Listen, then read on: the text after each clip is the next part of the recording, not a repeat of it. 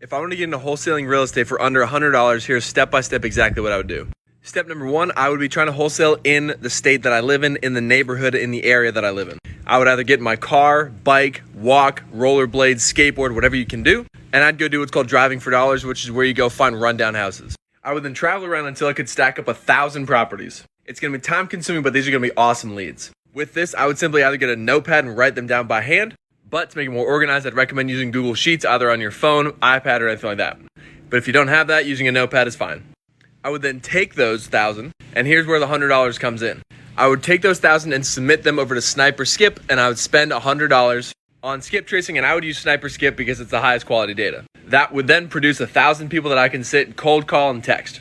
With those 1,000, I would do everything in my power to ensure I can reach out to and talk to all 1,000 homeowners. And all I would say is, hey, John, I was reaching about your property over on 123 Main Street. I want to see if you had any interest in selling the property. I would continue to call and text until I got some leads. Once I got the leads, I would get the 4 pillars from the homeowner. And the 4 pillars are price, timeline, condition, and motivation. So price would be what's their asking price. Timeline is how soon would they like to sell. Condition is condition of the property. And motivation is why they want to sell. Once I have the 4 pillars, I would sit down and calculate ARV, which is after repair value. And after repair value is essentially just how much the property would be worth on the market sold if it were beautifully fixed up. I would find that by running comps, looking at other sold properties in the same neighborhood with the same bed, bath, and square footage. I would find 3 really good comps, take the average of the sold price per square foot, and multiply that by the square footage of the subject property. Then I would take the ARV, multiply the ARV by 75%, subtract my repair cost, which I would estimate based on the condition that the homeowner gave me, and then I'd take off a $10,000 wholesale fee.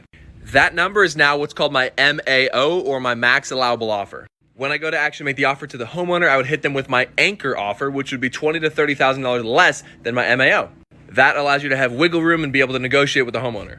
So if my MAO is $200,000, I might offer the homeowner $170,000 and then try and work my way up to $200,000, but ideally I try and get it for less than that. Now bear in mind, at $200,000, I could still make $10,000 if my numbers are right. But I'd rather have a $20,000 wholesale fee than a $10,000 wholesale fee. Once I've done that to enough leads, ideally someone accepts your offer. Congratulations, you have an offer accepted for your wholesale real estate business. From there, I'd go download a basic purchase and sales agreement. I would then sign up for DocuSign or Dotloop, which is totally free. I would fill out the contract with all the pertinent information. I would sign it, they would sign it, put a 30-day closing period and a 30-day inspection period, send it off to a local title company, request to open escrow, and then I'd go find a buyer. I would probably call realtors who are representing newly flipped houses in the same neighborhood. I would go on Facebook groups, and once you found a buyer that's interested, I would have them sign an assignment agreement. I sign the rest of the contract to them, send that to the title company, wait till closing, and then collect my wire. That's how I close a wholesale deal with under $100.